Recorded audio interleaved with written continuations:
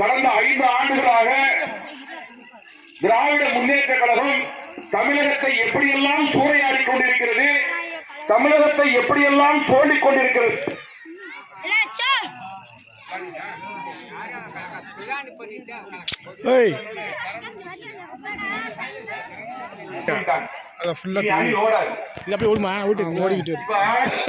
இப்படிப்பட்ட ஒரு காலமான சூழ்நிலை நம்ம இருக்கிறோம். கடந்த 5 ஆண்டுகள்ல எப்படியெல்லாம் இந்த திராவிட கழகங்கள் இந்த தமிழ்நாட்டை சூறையாடியதுன்னு எல்லாருக்குமே தெரியும். வீட்டு வரி இன்னைக்கு உச்சத்துல போயிருச்சு.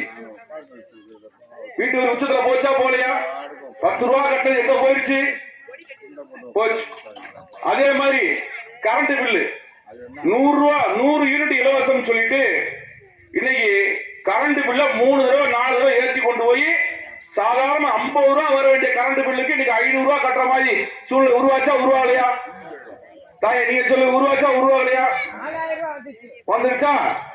போன தடவை பொங்கலுக்கு பணம் கொடுத்தாங்களா திராவிட முன்னேற்ற கழகம்? போன தடவை அம்மா தாய்மார்களை பார்த்தா கேட்கணும். போன தடவை இதே திராவிட முன்னேற்ற கழகம் நமக்கு பொங்கலுக்கு பணம் கொடுத்தாங்களா? கொடுக்கல. உட்காருங்க, நீ உட்கார, நான் நிக்கணும். நல்லா புரிஞ்சுக்கங்க. போன தடவை இதே பொங்கலுக்கு நம்ம திராவிட முன்னேற்ற கழகம் இது நிதி கொடுத்தாங்களா? கொடுக்கல. எதுவுமே கொடுக்க மாட்டான். ஏன் இப்ப கொடுக்கிறா? எதுக்காக கொடுக்கிறா? நல்லா புரிஞ்சுக்குங்க. நமது காலம் சென்ற முன்னாள் முதலமைச்சர் மாண்புமிகு நமது அம்மா அவர்களுடைய ஆட்சி வரணுமா வேணாமா? அந்த அம்மாவோட ஆட்சி வரணுமா வேணாமா? தெரியலையே. திருப்பி இந்த இருட்டு திராவிட கழகம் வரணுமா? அம்மாவின் மறு உருவம் இருந்திருக்கின்ற நம்ம அண்ணன் எடப்பாடி அவருடைய ஆட்சி வரணுமா வேணாமா? முதலமைச்சரா உட்காரணுமா வேணாமா? அப்ப உட்காரணும்னா நம்ம யாரை பார்த்து ஓட்டு போடணும்? எங்க ஓட்டு போடணும்? அம்மாவின் செல்ல பிள்ளையா இருந்தீங்களா இல்லையா? அம்மாவோட செல்ல பிள்ளையா எல்லாருமே இருக்கணுமா? எந்த ஒரு பிரச்சனைக்கு ஒரு பொம்பளை பிள்ளைக்கு ஒரு பிரச்சனைன்னு சொன்னா அம்மாவின் குரல் ஒழிச்சுச்சா ஒழிக்கலையா? திருடம்போட ஓடனா ஓடலையா? திருட்டு போக இந்த மாநிலத்தை விட்டு அடுத்த மாநிலத்துக்கு போனானா போகலையா? அப்ப நம்ம யாருக்கு ஓட்டு போடணும்? எட்டலோட கூட்டணிக்கு ஓட்டு போடணும். யார் யார் கூட்டணி? யார் யார் கூட்டணி? தாமரை யாரு? ஐயா மோடி. பிரச்சனை யாரு? ஐயா எடப்பாடி. அப்ப இந்த கூட்டணிக்குள்ள என்டிஏ கூட்டணியில் இருக்கக்கூடிய அனைவருக்கும் வாக்களித்தால் நமது முதலமைச்சராக யார் வருவா? யார் வருவா? நீங்களே சொல்லணும். இங்க கட்சிக்காரங்க பாருங்க, அவங்களுக்கு எல்லாம் தெரியும். நீங்களே சொல்லணும் யார் வரணும். அப்போ எடப்பாடி ஐயா தமிழகத்தினுடைய முதலமைச்சராக உட்காரணுமா வேணாமா? அப்ப வரணும் என்று சொன்னா இந்த திராவிட கழகத்தை நம்ம வீட்டுக்கு அனுப்பணுமா வேணாமா? வீட்டுக்கு அனுப்பணும். அதுக்குண்டான காலம் ரொம்ப தூரத்துல இல்ல, ரொம்ப நாள் நெருங்கிருச்சு. அப்ப அந்த நாள் நெருங்கிருச்சுன்னா நம்மளுடைய வாக்களிப்பதை சிந்தித்து வாக்களிக்கணும். 500 ரூபாய் கொடுப்பா வாங்கிக்க, 1000 ரூபாய் கொடுப்பா வாங்கிக்க. ஓ காசு உன்னை சுரண்டி சம்பாதித்த காசு, உன்னை ஏமாற்றி சம்பாதித்த காசு, வீட்டு வரி என்ற பெயர்ல ஏமாற்றிய காசு. நல்லா ஒண்ணு புரிஞ்சுக்குங்க. திமுக ஏற்கனவே இருந்தவங்களை பூரா உள்ள விட மாட்டேன்றான். ஒருத்தன் தான் கொள்ளையடிக்கணும். யாரு நீங்களே முடிவு பண்ணிக்க. அப்ப என்ன நினைக்கிறான்? யாரும் உள்ள வந்துடக்கூடாது, ஒரே ஆளு கொள்ளையடிக்கணும். வேற ஆளு உள்ள வந்துட்டான்னு சொன்னா கொள்ளையடிக்க முடியாது. அப்ப என்ன பண்றான்? என்ன செய்யறான்? கொள்ளையடிக்கிறது யார் யாரெல்லாம் ஒத்துழைப்பா இருக்காரோ அண்ணன் ஸ்டாலின் சொல்லிட்டு போயிருக்கிறாரு. எதை செய்தாலும் சிறப்பாக செய்வார், எதை செய்தாலும் ரொம்ப செலவு பண்ணி செய்வார் சொல்லிட்டு போயிட்டார். அவர் யாருன்னு நீங்களே முடிவு பண்ணிக்க. இந்த தொகுதியில் இருக்காரு. அப்போ இந்த தொகுதியிலே அடுத்த முறை அண்ணா திராவிட முன்னேற்ற கழகத்தினுடைய கூட்டணி கட்சிகள் ஜெயிக்க வேண்டும். ஐயா எடப்பாடி அவர்கள் முதலமைச்சராக வேண்டும். மத்தியிலே எப்படி நமது மோடியா உட்கார்ந்து இருக்கிறாரோ அதே மாதிரி தமிழகத்திலே நமது எடப்பாடியார் உட்காரணும். உங்களுக்கு காசு கொடுக்க மாட்டேன், நம்முடைய இந்து கோயில பூரா இடிப்பான், ஏதாவது கேள்வி கேட்டா பிடிச்சு ஜெயில ஓட்டுருவான், அப்பாவிகளை பிடிச்சு போலீஸ் ஸ்டேஷன்ல வச்சு அடிச்சு கொண்டு திருப்பணத்துல பாத்தீங்கல்ல. இதெல்லாம் அம்மாவின் ஆட்சியில் நடந்துச்சா? ஐயா எடப்பாடியுடைய ஆட்சியே நடந்துச்சா? அப்ப ஒரு தூய்மையான நேர்மையான உண்மையான ஆட்சி நடக்க வேண்டும் என்று சொன்னால் நம்ம என்டிஏ கூட்டணி, அதாவது பாரதிய ஜனதா கட்சியும் அனைத்து இந்திய அண்ணா திராவிட முன்னேற்ற கழகத்தினுடைய கூட்டணி ஆட்சியும் இந்த தமிழகத்திலே வர வேண்டும் என்று சொன்னால் நம்ம எல்லாரும் வாக்களிக்க வேண்டியது. ரொம்ப கவனமா இருங்க. 5000 ரூபாய் கொடுப்பான், முடிஞ்சோட 5000 ரூபாய் கொடுப்பான், ஆட்சியில உட்காந்து அடி முடிச்சோட காலை பார்த்தாட்ட புடிங்கி போயிடுவான். என்னடா அப்படி போச்சு, புடிங்கிடுவான். ஒண்ணுமே இருக்காது. வீட்டு வரி பேர்ல புடுங்குவான், கரண்ட் பில் வரியில புடுங்குவான், பஸ் ஏறான், சொல்லணும் போ சொல்ல மறந்துட்டோமே. பஸ் கொடுத்துட்டு ஓசி பஸ் மட்டும் சொன்னாரா இல்லையா? நல்ல யோசனை பண்ணி பாருங்க.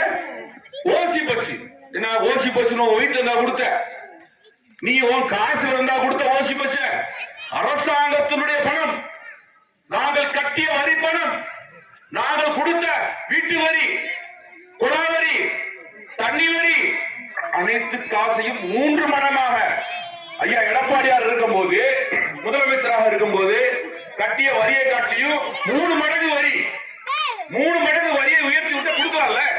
அவர் சொல்றாரு இலவச பஸ், இலவச பஸ், ஓசி பஸ் கடைசியில. அப்போ இந்த மாதிரி திராவிட இயக்கங்கள் இந்த மண்ணை எப்படியெல்லாம் கனிம வளத்தில் இருந்து மக்கள் வரைக்கும் சுரண்டி விட்டார்கள். இன்னைக்கு நம்ம மேல ஒவ்வொருத்தர் மேலையும் பல லட்சம் ரூபாய் கடனை வாங்கி வச்சிருக்கான். எப்படி எல்லாம் நம்ம சரி கட்டுறது? அந்த வரிக்கெல்லாம் வட்டி எங்கிறது கட்டுறது? அந்த வட்டிக்கெல்லாம் நம்ம கொடுக்கிற காசை பூரா வாங்கி பூராத்தையும் ஒன்றே கட்டிக்கிட்டு இருக்காங்க.